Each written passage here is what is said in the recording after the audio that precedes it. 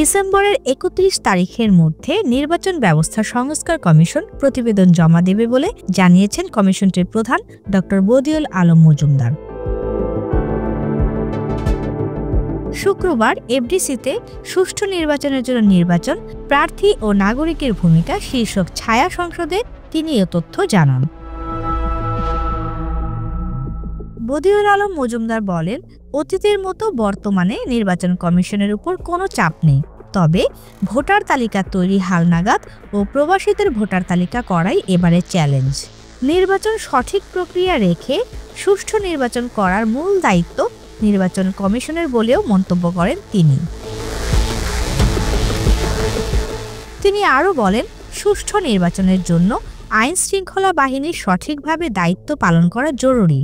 অতীতে যারা নির্বাচনী দায়িত্ব পালনের সময় অপরাধ করেছে তাদের শাস্তির বিধান রয়েছে, কিন্তু যারা সাংবিধানিক পদে থেকে অপরাধ করেছে তাদের কোন পদ্ধতিতে শাস্তির আওতায় আনা যায় তা খতিয়ে দেখা উচিত।